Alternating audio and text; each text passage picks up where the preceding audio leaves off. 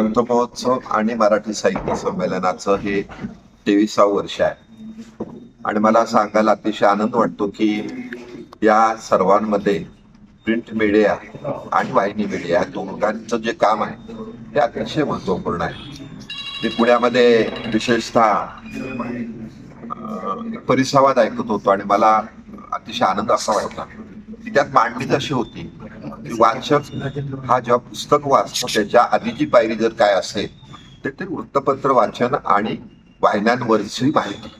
आणि माझ्या लक्षात आलं की मी आता पुस्तकं प्रचंड वाचतो, पण त्याचं खरं कारण असं आहे की मी प्रथमतः वृत्तपत्र वाचली आणि वाहिन्या बघितलेल्या आहेत. त्याच्यामुळं आम्ही जो काही प्रयोग करत आहोत त्या प्रयोगामध्ये विशेषतः सातारा जिल्हा ग्रंथ महोत्सव वैशिष्ट्य हे आहे की नवी पिढी घडवण्याचं काम हा ग्रंथ महोत्सव करत आहे.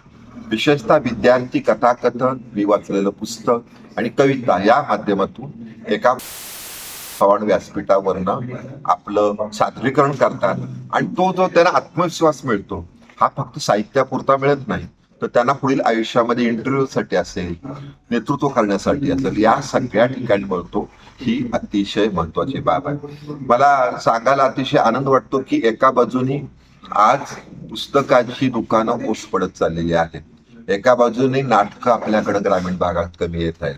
अशा वेळेला लोकांच्या असं लक्षात आलं, पुस्तक विक्रेत्यांच्या विशेषतः महाराष्ट्रामध्ये असं लक्षात आलेलं आहे की सातारामध्ये आपण जाऊया, आपण जी काढलेली नवीन नवीन पुस्तक आहे ही इथं मोठ्या प्रमाणामध्ये संपतात आणि या वेळेला 100 ते 100 स्टॉल हे बुक झालेले आहेत आणि यामधून जे काही चांगलं निर्माण होणार आहे हे विशेषतः वैशिष्ट्य बोलणार आहे. मी आपल्या सर्वांना विशेषतः पत्रकार असतील, वाहिनीचे मंडळी असतील विनंती करणार आहे की जसं मला चोपड्याला व्याख्यानाला बोलवलं, मला आश्चर्य असं वाटतं की आपल्याकडे प्रत्येक विद्यार्थ्यांकडे आहेत, आपल्याकडे आहे आणि हे गुण विकसित होण्यामध्ये हा ग्रंथ महोत्सव विशेषतः उपयोगी पडतो.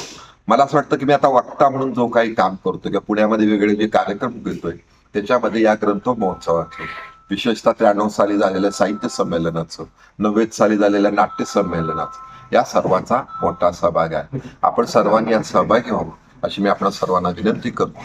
तुमच्याकडे सुद्धा जे काही वैशिष्ट्य आहे ही वैशिष्ट्य या ग्रंथ महोत्सवाच्या माध्यमातून आपण लोकांकडे नेऊ याबद्दल आपण विश्वास पाहिजे.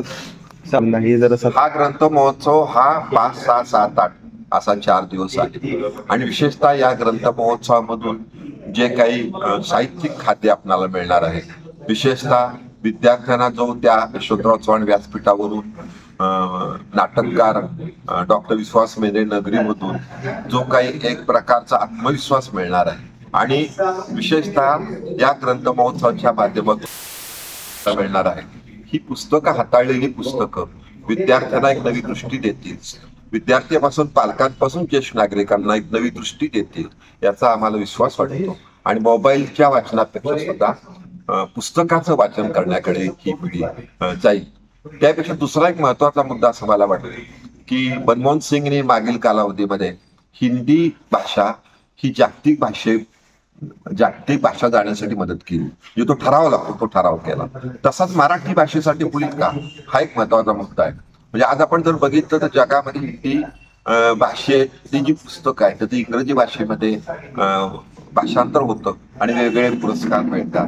परंतु जेव्हा बाळासाहेब लबडे सारखा एक लेखक आपण या ठिकाणी बोलवलेला आहे त्याची सुद्धा लेखन शैली ही विशेषतः बुकरच्या तोडीची आहे, बुकर पारितोषिक मिळवण्याच्या तोडीचं आहे. जसं आपण बघतो की रेत समाधी ही कादंबरी हिंदीमध्ये होती, इंग्रजीमध्ये गेले त्याला बुकर मिळाला. की लिहिणाऱ्याच्या ज्या गोष्टी आहेत त्या इंग्रजी माध्यमातून जागतिक जे पुरस्कार आहेत ते वेगवेगळ्या पद्धतीतून मिळतील का हा एक महत्वाचा मुद्दा आहे.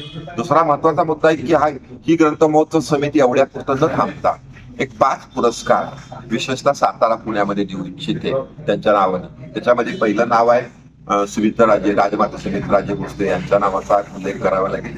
दुसरं नाव आहे यशवंतराव चव्हाण, तिसरं नाव आहे शिवाजीराव चव्हाण, चौथं नाव आहे शंकर सारडा आणि 5वं नाव आहे विश्वास मेंढळे. असे 5 पुरस्कार हे आपणाशी सुद्धा चर्चा करू, समाज चर्चा करू कोणत्या ठिकाणी द्यावे हा सुद्धा यावर्षीपासून प्रयत्न होणार आहे. विशेषतः 2024 मध्ये हे 5ही पुरस्कार वेगवेगळ्या चांगल्या साहित्यिकांना बोलून दिले जातील आणि या ग्रंथ महोत्सवासाठी सातारसाठी ज्यांचं योगदान आहे हे योगदान लोकांच्या पर्यंत जाईल याचा मला विश्वास वाटतो. सातारा जिल्हा ग्रंथ महोत्सव हे सातारकरांसाठी एक सुंदर सांस्कृतिक मेजवानी असते आणि ग्रंथ महोत्सवाचा हेतू एक असतो की उद्याच्या पिढ्या उज्ज्वल कराव्या. सातारा जिल्हा ग्रंथ महोत्सव हे साहित्याचे आणि संस्कृतीचे नवे वारसदार निर्माण करणारी एक प्रयोगशाळा आहे. मी समस्त माझ्या सातारकर रसिक वाचकांना एक विनंती करतो की ग्रंथदिंडीपासून या सगळ्या मोठ्या उत्साहात आपण सहभागी व्हा. अरुण गुजराती आहेत, कवी अरुण म्हात्रे आहेत आणि आपल्याकडचे लोकप्रतिनिधी आहेत. हा महोत्सव लेकरांना आणि ग्रंथांना केंद्रस्थानी ठेवून आम्ही तुम्हाला एक सुंदर अशी मेजवानी देतो आहे. या ग्रंथ महोत्सवात धमाल गाणी आहेत, गोष्टी आहेत, गप्पा आहेत, छान मुलाखती आहेत, भारुडांचा कार्यक्रम आहे, सुरांची सजावट आहे. तुम्ही यावं, आनंदित व्हावं आणि जाताना सोबतीला ग्रंथ घेऊन जावं. कारण शेवट असं असतं की ग्रंथ महोत्सव एक प्रकाशाचं मंदिर असतं. काय की एकूणच राजकारणामध्ये इतके वेगवेगळ्या पद्धतीचे खेळ चालू आहे. आपण लेकरांना शब्दांच्या खेळात गुंतवूया, कारण त्याच्यासारखा जीवनात आनंद नसतो. आज मूल्यांचा अंधार दाटत चाललाय आणि हा अंधार दूर करण्याचं सामर्थ्य मंडळी फक्त साहित्यात असतं.